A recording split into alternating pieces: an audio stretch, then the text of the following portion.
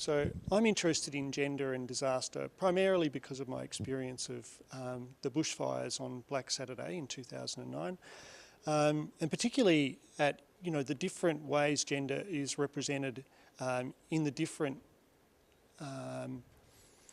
players in the aftermath of disasters. So the hypermasculine emergency services, the more feminine community services, the way men and women interact and take on roles and responsibilities in community, the way government plays out in a very top-down role, and then how it impacted me personally in terms of my relationship with my partner, how I saw domestic violence play out in our street and how we were powerless to change it and powerless even to be able to engage the services that were required to support the families that were struggling with domestic violence.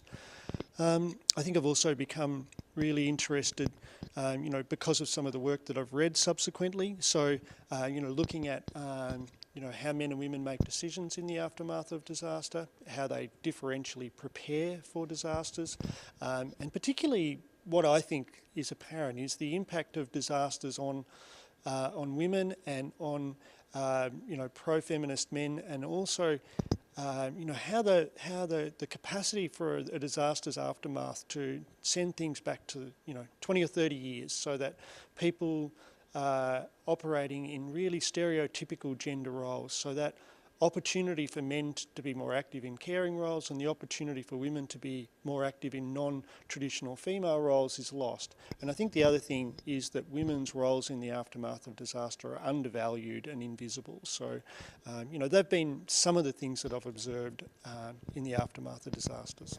What are the expectations of the roles of men and women in disaster?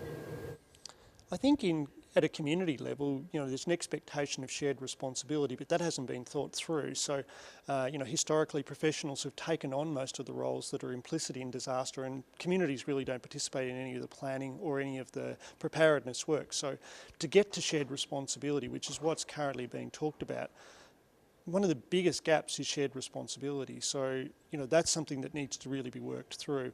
I think there's a whole bunch of historical assumptions about, men being protectors and women being providers, but, we saw an enormous amount of very, very capable women being protectors and, a lot of men being providers as well. So it's great if those kind of stereotypical roles can be collapsed, but more than that, men and women need to be agents in their own recovery in the aftermath of disasters. So local people need to be involved in terms of paid positions, in terms of part-time positions that they can manage with all of their other community responsibilities, but they need to be given authority and agency, and so there needs to be an authorising environment, and there needs to be the ability for local people to take responsibility. At the moment, the matrix of government and corporates and NGOs, all these hierarchical top-down organisations, they can coordinate with one another, but they can't coordinate with communities because they're constituted differently. So that's a major change that I see that needs to happen in preparedness for disaster and in the aftermath of disaster. There needs to be much more shared understanding of how communities are constituted and how to work well with them, not impose things on them. So, Daryl, do you have an example of when attention to gender had negative consequences, or indeed when attention to gender had positive outcomes from your own experience? I think the peer support program was probably one of the best examples where men and women got together to address issues around access to services.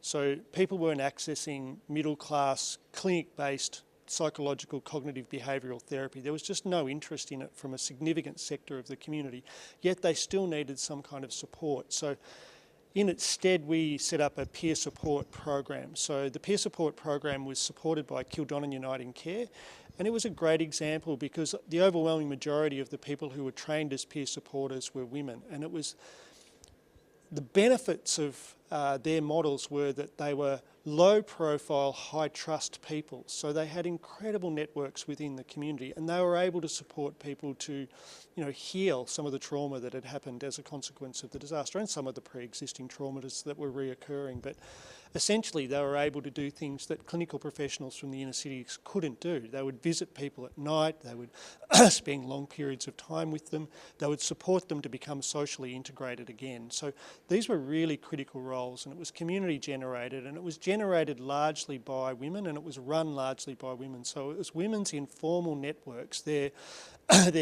conversational networks that created the ecology of understanding about who was vulnerable and why, and how we could intervene and those kind of things. So that was an incredible example of a largely gender-specific program that supported men and women who were vulnerable. So just finally, what can you tell us about that intersection of gender and disaster? The intersection of gender and disaster, for me, I suppose it's been something that's been historically thought of as men's territory. And, you know, men get paid to hold jobs for long periods of time to occasionally respond to a disaster. And so there's obviously with unions, and there's a lot of interest in maintaining the status quo. So, you know, one of the challenges in terms of transforming it is, you know, how do you invite women into that system, but how do you also reward the systems that women are embedded in, where they really have historically made a difference, often invisibly?